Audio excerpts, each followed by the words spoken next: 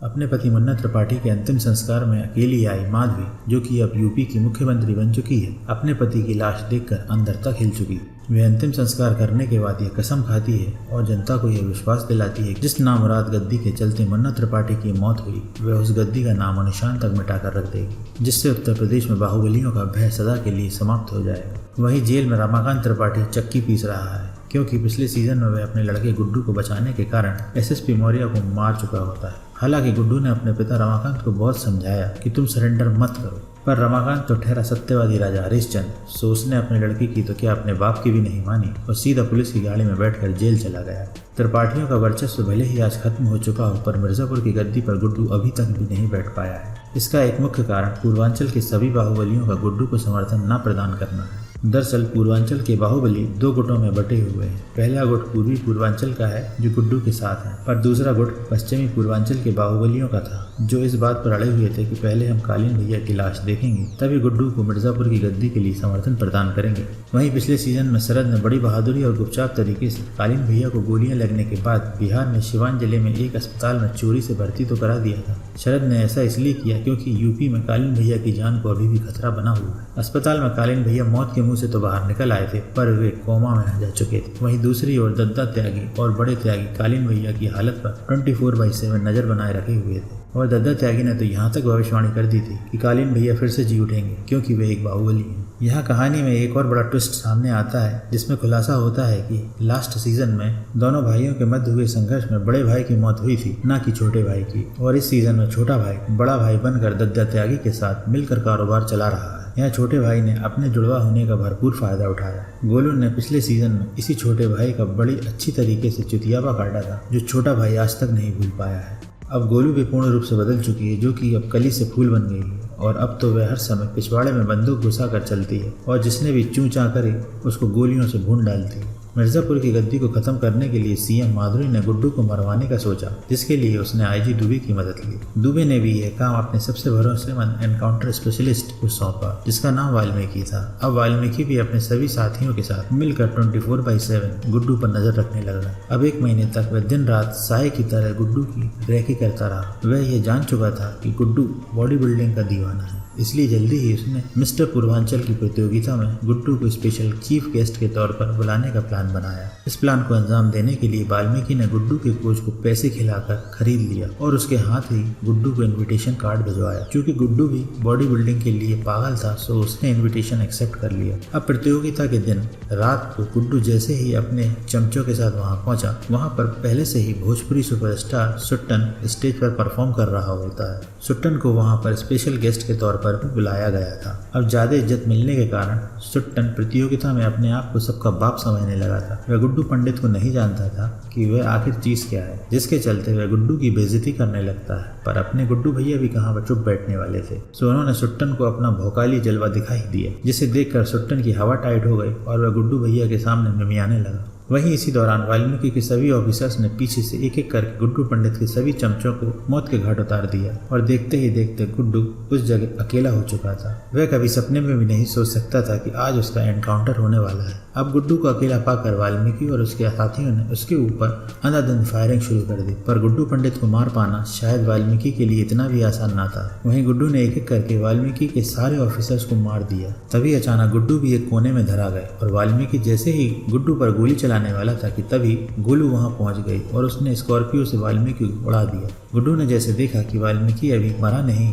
सिर्फ घायल हुआ है, सो उसने उसी समय गोली मारकर उसका काम तमाम कर दिया। और साथ ही साथ इस घटना को पॉलिटिकल रंग देने के लिए वाल्मीकि की सर्विस रिवॉल्वर से भोजपुरी सुपरस्टार सुट्टन को भी गोली मारकर ऑन द स्पॉट खत्म कर दिया, ताकि यूपी पुलिस की किरकिरी हो और यूपी पुलिस कटघरे में खड़ी हो जाए। और ठीक ऐसा ही हुआ। अगले दिन मीडिया के फुल कवरेज के चलते यूपी पुलिस शक के घेरे में आ गई और पूरे यूपी की जनता सड़कों पर उतर आई। अब आईजी दुबे की हालत भी टाइट हो चुकी थी, इसलिए सारे हंगामे को शांत करने के लिए एक बार फिर सीएम माधुरी को बीच में कूदना पड़ा और आईजी दुबे को तुरंत प्रभाव से उसने सस्पेंड कर दिया। वहीं दूसरी तरफ गुड्डू पंडित पंडित भी बौखलाया हुआ त्रिपाठी चौराहे पर पहुंचा और गुस्से में आकर एक हथौड़े से मार मार कर कालीन भैया की मूर्ति को चकनाचूर कर दिया। यहाँ मूर्ति टूटी, उधर अस्पताल में कालीन भैया को कोमा से बाहर आ गए। इधर जेल में अफीम कारोबारी लाला भी जेल की सजा काट रहा है और वह जेल गुड्डू की ही करामात से पहुंचा है। जेल में अंदर होने के कारण लाला का अफीम का कारोबार पूरी तरीके से ठप पड़ा हुआ है, जिसके चलते लाला बहुत टेंशन में था। शरद यह बात जानता था, इसीलिए उसने मौका भांपते हुए लाला के साथ हाथ मिलाने के लिए वह जेल पहुंच गया और लाला को विश्वास दिलाया कि वह सीएम से बात कर उसे जल्द से जल्द जेल की कैद से बाहर कर लेगा और बदले में लाला को सिर्फ उसे ही अपने सारे अफीम की सप्लाई देना होगी ताकि सारा कारोबार वो संभाल सके, गुड्डू पंडित नहीं। वहीं दूसरी ओर लाला की बेटी शबनम ऐसा नहीं सोचती। वह लाला को फोर्स करती है कि अफीम की पूरी सप्लाई सिर्फ और सिर्फ गुड्डू को ही दी जाए, क्योंकि एक तो गुड्डू मिर्जापुर की गद्दी का अगला दावेदार है, दूसरा यह कि शबनम गुड्डू को अपना बनाने का काफी समय से ट्राई कर रही होती है, जो कि अभी तक कामयाब नहीं हो पाई है। क्योंकि ये सच्चाई गोलू भी जानती थी जब भी वह शबनम और गुड्डू को एक साथ देखती थी, और इसी कारण गोलू की छाती पर भी सांप लौटते थे। यह गुड्डू गोलू का जीता था, पर अंदर ही अंदर गोलू भी गुड्डू से पैंच लड़ाने के चक्कर में ट्राई करती रहती थी। अब एक रात जब गुड्डू और शबनम एक होटल में अफीम की डील फाइनल करवा रहे होते हैं, तभी गोलू को कालीन भैया के छुपने की जगह का पता चलता है। खबर देने वाला मुखबिर दरअसल छोटे त्यागी का आदमी है, जिसे गोलू को पकड़वाने का काम मिला है। गोलू भी रॉबिन से पैसा और हथियार लेकर अपने आदमियों के साथ मिलकर सिवान की ओर निकल जाती है। यहाँ पहुंचकर ये अंदर बड़ी आराम से पहुंच जाते हैं, जैसे मानो कालीन भैया की सिक्योरिटी में कोई लगा ही ना हो। तभी ये बात गोलू की समझ में आ जाती है, क्योंकि अब उन्हें बाहर से शूटर्स ने घेर लिया होता है, जिन्होंने गोलू के सारे आदमियों को एक एक करके मार भी दिया होता है। गोलू भी अपनी जान बचाकर एक जगह छिप जाती है और रोने लग जाती है और सोचती है कि मैं इस मौत के मुंह में आई ही क्यों। अब अंतिम बार वहां से निकलने की वह कोशिश करती है और फायरिंग चालू कर देती है, पर सामने बैठा छोटा त्यागी उसे गोली मारकर घायल कर देता है और बंदी बना लेता है। अब अगले दिन शरद दद्दा त्यागी से कालीन भैया को उसके घर पर शिफ्ट करने का कहता है, क्योंकि कालीन भैया उसके साथ सुरक्षित रहेंगे। वहीं शरद भी त्यागी से हमले की जानकारी लेता है, जिसके जवाब में छोटा त्यागी गोलू के आने की बात मना कर देता है और केवल गोलू के आदमियों द्वारा हमला किए जाने की बात को मानता है। गुड्डू जैसे ही घर आता है, उसे गोलू के गायब हो जाने की बात पता चलती है, जिससे वह परेशान होकर डिम्पी और रॉबिन को कॉल करता है, जिससे आखिरकार उसे सच्चाई का पता चलता है। वहाँ शरद कालीन भैया को अपने घर पर ले आता है। तभी उसे कॉल पर पता चलता है कि गुड्डू जौनपुर की तरफ निकल चुका है। शरद यह समझ रहा होता है कि गुड्डू को शायद कालीन भैया की उसके घर पर होने की खबर लग गई है, इसीलिए वह उससे मिलने तुरंत पहुँचता है। गुड्डू तो गोलू का पता ढूंढने के लिए शरद के पास आया था और वह शरद से पूछता है कि गुड्डू कहाँ है। वह शरद को धमकाता है कि वह उसे गोलू का पता बता दे, वरना वह उसे कहीं का नहीं छोड़ेगा। शरद मना करता है कि उसे गोलू के बारे में कोई जानकारी नहीं। यहाँ गुड्डू शरद को लाला के साथ मिलकर अफीम के सारे धंधे की डील का बताता है और यह बताता है कि लाला ने उसे कैसे बेवकूफ बनाया। अब शरद भी लौटते टाइम गुस्से से लाला को कॉल करता है और उससे डील का पूछता है। तब लाला उससे कहता है कि उसने जो उसे जेल से निकालने का वादा किया था वह पूरा नहीं किया, और इसी दौरान शबनम ने गुड्डू से सारी डील फाइनल कर ली। अब शरद तो कालीन भैया बताते हैं कि उसके टाइम पर लाला सारा माल पानी के जहाज के रास्ते मंगवाता था। इस बात की जानकारी अब शरद को हो चुकी थी, जो उसने पुलिस को दे दी। शरद चूंकि माधुरी के ड्रीम प्रोजेक्ट में माधुरी की मदद करता है, जिससे माधुरी शरद को पसंद करने लगती है। पर दूसरी तरफ गुड्डू गोलू को लेकर बड़ी टेंशन में होता है, जिसका फायदा उठाकर बीना भाभी उसे एक व्हाइट पाउडर खाने देती है, जिसे पहले तो गुड्डू मना करता है, पर अधिक टेंशन होने के कारण वह बीना भाभी का दिया हुआ वह ड्रग्स का पाउडर खा लेता है। नशा करने के बाद गुड्डू शरद के आदमियों पर हमला कर देता है और बदले में शरद भी गुड्डू पर गोलियों की बारिश कर देता है, जिससे गुड्डू घायल हो जाता है। वहाँ घर पर कालीन भैया शरद से कहते हैं कि गुड्डू अब कमजोर हो चुका है और उस पर ज्यादा ध्यान देने की और शक्ति खर्च करने की जरूरत नहीं है। वहीं नेपाल से आने वाला गुड्डू के अफीम का माल जिस जहाज से आने वाला होता है, उसकी जानकारी पुलिस को मिल जाती है और पुलिस सारा माल पकड़ने के लिए आती है, पर सारा जहाज अंदर से खाली होता है, क्योंकि लाला को पुलिस के आने की भनक लग चुकी थी। पुलिस की बात सुनकर शबनम गुड्डू को खरी खोटी सुनाने लगती, क्योंकि वह माल के बहाने गुड्डू के गोलू के प्रति प्यार को नहीं देख पा रही होती। वहीं गुड्डू भी शबनम पर भड़क जाता है और उसका गला पीछे से पकड़ लेता है। मीना भी यहाँ होशियार बनते हुए गुड्डू को माल लाने ले जाने के लिए ज्ञान पेल रही होती, पर उसका असल कारण तो गुड्डू पर डोरे डालना था, पर गुड्डू उसे देखता तक नहीं और वहां से चला जाता है। शरद के माल की सप्लाई पूरे यूपी में हो रही होती है, पर माल की क्वालिटी गुड्डू से अच्छी नहीं है, जिस कारण माल शरद के पास वापस आने लगता है, जिससे शरद टेंशन में आ जाता है। जेल में लाला रमाकांत उर्फ पंडित जी को अपना केस लड़ने के लिए कहते हैं, जिसे पहले तो पंडित जी मना करते हैं, पर बाद में लाला के व्यापारी होने की बात पर केस लड़ने को मान जाते हैं। उधर गोलू के फादर पुलिस में होकर भी गोलू का नंबर ट्रेस नहीं करवा पा रहे होते, क्योंकि गोलू एक क्रिमिनल है। वहीं गुप्त स्थान पर छोटे त्यागी, जो कि अब बड़ा भाई बन गया है, गोलू के लिए खाना लेकर आता है, पर गोलू उसे पहचान जाती है कि वह छोटा त्यागी है। सीएम माधुरी जेपी यादव की गर्लफ्रेंड जरीना के बारे में पता लगाने का बोलती है, जो छोटे मोटे ठुमके लगाकर अभी भी राजनीतिक कार्यों से जुड़ी हुई है। माधुरी जरीना को केबिन में बुलाकर उसे अपने साथ काम करने का ऑफर देती है। वहीं हमें एक घर में जेपी यादव इस सीजन में पहली बार दिखाई देता है, जो अभी तक अंडरग्राउंड चल रहा होता है। जेपी ने अब अपोजिशन पार्टी को ज्वाइन कर लिया है और वह उस कमरे में बैठा दारू पार्टी कर रहा होता है। वहीं जेल में आज कुछ कार्यक्रम है, जहां कवि लड़का अपनी कविता स्टेज से सुनाता है, जिसे खुश होकर लाला उसको इनाम देते हैं, पर उल्टा कवि लड़का पेंसिल लाला के गले में घुसाकर उसे मार देता है। यह देखकर पंडित जी निशब्द रह जाते हैं। उस गुप्त स्थान पर गोलू छोटे त्यागी को हड़काती है और दद्दा त्यागी को मार देने की सलाह देती है, जिससे गुस्सा होकर छोटा त्यागी गोलू को पीट देता है। बीना माधुरी के पीए को कॉल करके गुड्डू से प्रोटेक्शन की बात करती है, साथ ही शरद की मां को भी प्रोटेक्शन देने की बात बोलती है। अब छोटे को एक मुखबिर का कॉल आता है, जो उसे कहता है कि पुलिस कभी भी गोलू को पता लगा सकती है और तुम्हें उसे वहां से हटाना चाहिए। लाला की जनाजे में शबनम के साथ साथ गुड्डू भी होता है, पर दोनों एक दूसरे से बात तक नहीं करते और लाला को दफनाकर अपने अपने घर चले जाते हैं। उस रात शरद और छोटे दारू पी रहे होते हैं। तब शरद उसे हड़काते हुए कहता है कि गोलू से बदला लेकर तुम्हें कैसा लग रहा है और ये सब बंद करो। छोटा इस बात से हैरान रह जाता है कि शरद को गोलू के किडनैप की बात कैसे पता चली। वहीं कालीन भैया शरद से मुनव्वर से बात कर बाहुबलियों के मध्य शांति प्रस्ताव लाने की बात कहते हैं। अब घर पर शरद की माँ शरद को बीना के कॉल की बात बताती है, जिसे सुनकर शरद सोच में पड़ जाता है कि बीना भाभी आखिर चाहती क्या है। गुड्डू को फोन पर मुनव्वर शरद की शांति के प्रस्ताव के लिए मीटिंग बुलाता है, जिससे गुड्डू मान जाता है। अब गुड्डू के साथ साथ सभी मीटिंग में आते हैं, जहां शरद जौनपुर और मिर्जापुर अलग अलग करने का प्रस्ताव रखता है, ताकि आपस में लड़ाई ना हो। ये सारी बातें दूसरे कमरे में बैठे कालीन भैया सुन रहे होते हैं। गुड्डू इस बात पर एग्री तो हो जाता है, पर शर्त रखता है कि यह एग्रीमेंट सिर्फ दशहरे तक ही है और दशहरे के बाद वह सबको मार देगा। गुड्डू अपने साथ एक बैग भी गिफ्ट के तौर पर लाया होता है, जिसमें एक बाहुबली का सर होता है, जो ये जताना चाहता है कि वह शांति प्रस्ताव के खिलाफ है। दद्दा त्यागी और छोटे त्यागी में बहस हो रही होती है, जिसका कारण छोटे का काम पर ध्यान न देना होता है। दद्दा उससे कहते हैं कि तुम मुखबिर नहीं पकड़ पा रहे हो। दद्दा उसे कुछ मुखबिर पकड़ कर दिखाते हैं और दद्दा 2 मुखबिर को वहीं पर ऑन द स्पॉट मार देते हैं। और जैसे ही वे तीसरे को मारने वाले होते हैं, तभी छोटा उन्हें रोक लेता है और कहता है कि इससे मैं निपटूंगा। जानकारी मिलने के बाद त्यागी गोलू के पास जाता है और गोलू से कहता है कि वह गोलू को चाहता है, पर गोलू उसे मना कर देती है और गुड्डू को प्यार करने का हवाला देती है। ऐसा सुनते ही छोटू उसे गन पॉइंट पे ले लेता है और कहता है कि गोलू, यदि तू मेरी नहीं हुई तो किसी की नहीं हो पाएगी।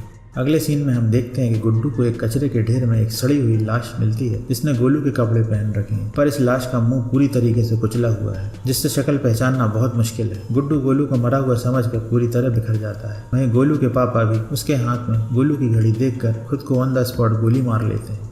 गुड्डू को इस सदमे से दौरे पड़ने लगते हैं, जिसे देख बीना भी उसे ड्रग खिलाने लगती है। उधर कोर्ट में पंडित जी की सुनवाई में रॉबिन भी सबूत लेकर आया है, जिसे पीछे बैठा गुड्डू देख रहा होता है, पर जज साहब मामले की तारीख आगे बढ़ा देते हैं। अब घर आकर गुड्डू और रॉबिन में झगड़ा होने लगता है और दोनों में हाथापाई शुरू हो जाती है। गुड्डू रॉबिन का गला दबाकर उसे वहीं मार देता है और घर से भाग जाता है। उधर शरद के घर पर कालीन भैया शरद से कहते हैं कि मुन्ना तो अब रहा नहीं, इस कारण से वे शरद को ही मिर्जापुर की गद्दी पर बैठा देखना चाहता है। इधर छोटे त्यागी को भी यह लगने लगा था कि उसे ही अपने दद्दा और परिवार के सभी लोगों का ख्याल रखना है। इसी कारण वे अपनी भाभी को भी पति का प्यार देने लग जाता है। पर एक दिन बिस्तर पर भाभी को उस पर शक हो जाता है। वह उसका सुबह सुबह पीछा करते हुए उस गुप्त स्थान पर पहुंच जाती है, जहां उसने गोलू को कैद कर रखा था। यहाँ गोलू को बंधा देखकर भाभी डर जाती है और हमें यहाँ यह भी पता चलता है कि गोलू अभी जिंदा है, वह मरी नहीं, और जो लाश गुड्डू को दिखाई गई थी वह नकली थी। अब गोलू इस पॉइंट पर भाभी को छोटे त्यागी की सारी सच्चाई बता देती है। वह कहती है कि छोटा त्यागी ही बड़ा बनकर तुम्हारे साथ रातें बिता रहा है। अभी गोलू भाभी को सब बता ही रही होती है कि तभी अचानक छोटे वहां आ जाता है और भाभी का पीछे से गला दबोच लेता है और उसे भी पकड़कर बांध देता है। अब छोटा त्यागी जैसे ही घर आता है, वह अपनी माँ को सारी सच्चाई बता देता है कि वह छोटा है और बड़ा त्यागी खत्म हो चुका है। पर माँ उससे कहती है कि मैं ये सच्चाई पहले से ही जानती हूँ, पर तुम्हें अब बड़ा बनकर रहना होगा, सारे परिवार को बड़ा बनकर संभालना होगा। उधर गोलू और भाभी आपस में बात कर रहे होते हैं कि कैसे छोटे ने हम सभी को पागल बनाया, वहीं वे भाभी को अपनी हथकड़ियां खोलने पर भी राजी कर लेती है और छोटे को मारने के लिए एक चाकू छिपाकर अपने पास रख लेती है। अब जैसे ही छोटे अंदर एंटर करता है तब वे भाभी को अपने साथ ले जाने लगता है, पर गोलू उस पर हमला कर देती है और इसी हाथापाई में चाकू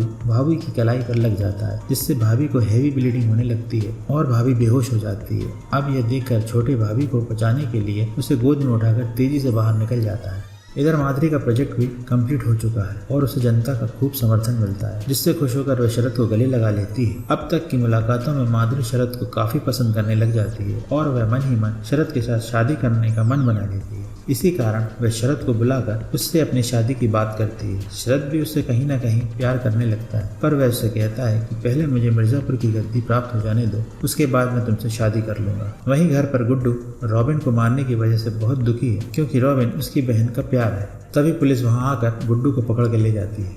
सीएम माधुरी भी अपने ऑफिसर्स को भेजकर बीना और उसके बेटे को अपने घर बुलवा लेती है। शरद भी अपनी माँ को माधुरी से शादी की बात बताता है। उधर डिम्पी भी अपने पिता रमाकांत पंडित से सारे सबूतों को लेकर सीएम माधुरी के पास पहुंचती है, जिसे देखकर माधुरी चौंक जाती है, क्योंकि उसे सबूतों में यह पता चलता है कि उसके पिता सीएम को मारने में शरद का भी बहुत बड़ा हाथ है। अब माधुरी शरद को मौका देने के लिए अपने पास बुलाती है और उसे कहती है कि तुम मुझसे कुछ छुपा तो नहीं रहे हो।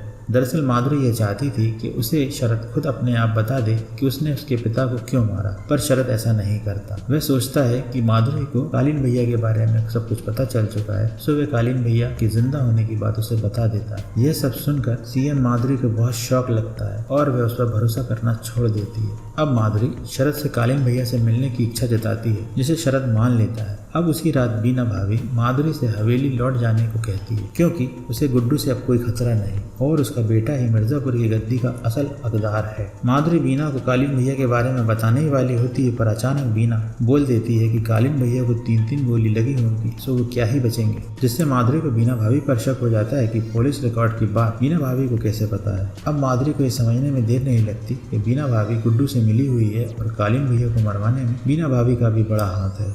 अगली सुबह शरद माधुरी से मिलवाने के लिए कालीन भैया को साथ ले आता है। तभी माधुरी हाथ जोड़कर कालीन भैया से कहती है कि यदि आप मेरा एक काम कर देंगे तो मैं आपको बीना भाभी और बच्चे से मिलवा दूंगी। तभी कालीन भैया माधुरी से मिलकर वापस चले जाते हैं और दशहरे के दिन शरद से कहकर बाहुबलियों की एक और मीटिंग रखवाने को कहते हैं। मीटिंग का मकसद यह तय करना होगा कि आज के बाद मिर्जापुर की गद्दी पर कौन बैठेगा, कौन इसका असली हकदार होगा। इसके लिए मीटिंग रखवाते हैं। यहाँ शरद मन ही मन बहुत खुश हो रहा होता है, क्योंकि आज उसे लगता है कि अब उसका राज्याभिषेक होने वाला है और वह गद्दी पर बैठेगा। साथ ही साथ गुड्डू भी अब जेल में है, तो उसकी दावेदारी को भी चुनौती देने वाला अब कोई नहीं है। वहाँ कुछ बाहुबली शरद के नाम की दावेदारी पर इनकार रखते हैं और वे शरद के खिलाफ हैं। तभी अचानक मीटिंग में कालीन भैया की धमाकेदार एंट्री होती है और वे शरद की तारीफ में लग जाते हैं। मीटिंग में आए सभी लोग कालीन भैया के जिंदा होने की बात को पचा भी नहीं पा रहे होते हैं। तभी अचानक कालीन भैया मिर्जापुर की गद्दी का आखिरी हकदार शरद को बताते हैं। अब जैसे ही शरद गद्दी पर बैठने के लिए आगे बढ़ता है, तभी अचानक कालीन भैया शरद को 2 गोली मारकर वहीं पर भून देते हैं और पुलिस भी पीछे से आकर सारी बाहुबलियों की टोली पर गोलियां फायर करने लग जाती है। शरद गोलियां लगने के बावजूद भी जैसे तैसे करके मिर्जापुर की गद्दी पर बैठ ही जाता है। दरअसल शरद को गोली मरवाने में माधुरी का ही हाथ होता है, क्योंकि माधुरी अपने पापा की मौत का बदला लेना चाहती थी। वहीं दूसरी तरफ वह बाहुबलियों का अंत भी चाहती थी। अब गोलू भी मिर्जापुर वापस आ जाती है, जिसे पता चलता है कि उसकी मौत की झूठी खबर के चलते उसके पापा ने खुद को गोली मार ली है और गुड्डू भी रॉबिन के मर्डर केस में जेल में हवा खा रहा है। यहाँ पर गोलू हिम्मत न हारते हुए एक बार फिर उठ खड़ी होती है और जेपी यादव के पास पहुँच जाती है। जेपी यादव को गोलू यह ऑफर देती है कि वह उसकी सरकार बनाने में उसका फुल सपोर्ट करेगी, पर इसके बदले में जेपी यादव को गुड्डू को जेल से बाहर निकलवाना होगा। वहीं जेल में माधुरी के कहने पर गुड्डू को बहुत टॉर्चर किया जा रहा है, उसकी डेली बेसिस पर पिटाई हो रही है। वहीं माधुरी के कहने पर ही बीना को किसी से मिलवाने के लिए बुलवाया जाता है। अब जैसे ही बीना भाभी गाड़ी से उतरती है कि वह सामने कालीन भैया को देखकर बीना मन ही मन बहुत दुखी होती है, क्योंकि यहाँ उसकी कालीन भैया को मरवाने की सारी प्लानिंग फेल हो चुकी होती है। साथ ही साथ वह कालीन भैया के साथ रहना नहीं चाहती थी। बीना आज फिर से उसी जगह पहुंच जाती है जहाँ से निकलने के लिए उसने पिछले सीजन में सारा षड्यंत्र रचा था। यहाँ ध्यान देने वाली ज़रूरी बात यह है कि कालीन भैया को अभी तक इस सत्य का ज्ञान नहीं है कि बाबूजी और मुन्ना भैया को मरवाने में और किसी का हाथ नहीं, बीना का हाथ है। इस अनजानेपन में ही कालीन भैया बीना और अपने बच्चे को देखकर बहुत खुश होते हैं और उसे वहाँ से लेकर चले जाते हैं। अब कुछ दिन बाद कालीन भैया गुड्डू से मिलने जेल पहुँचते हैं, पर उन्हें जानकर शौक लगता है कि गुड्डू तो जेल से फरार हो चुका है। अब अगले दिन हम गुड्डू को एक नदी किनारे देखते हैं, जहाँ उसका इंतजार पहले से ही गोलू कर रही होती है। अब गोलू को देखकर गुड्डू बहुत खुश हो जाता है और दोनों अपने प्यार का इजहार करते हुए एक दूसरे को कसकर किस करने लगते हैं और ये सीजन यहीं एंड हो जाता है। आखिर में सीजन 3 को देखकर मैं पर्सनली यही कहना चाहूँगा कि इस सीजन में पिछले सीजन की तुलना में ज़्यादा दम नहीं लगा मुझे, क्योंकि गुड्डू की इसमें ओवर एक्टिंग देखने को मिली। साथ ही साथ मुन्ना भैया को हमने मिस किया और कालीन भैया भी बहुत कम देर के लिए सीजन में दिखाई दिए। यदि आपको ये मेरा एक्सप्लेनेशन पसंद आया हो तो मेरे इस चैनल को सब्सक्राइब ज़रूर कर लें। अगले सीजन मिर्ज़ापुर 4 का नोटिफिकेशन भी आपको सब्सक्राइब कर लेने पर जल्दी से जल्दी मिल जाएगा। और इस वीडियो को लाइक शेयर ज़रूर करें ताकि मुझे ऐसे वीडियोज़ बनाने की मोटिवेशन हमेशा मिलती रहे। थैंक यू सो मच प्यारे दोस्तों।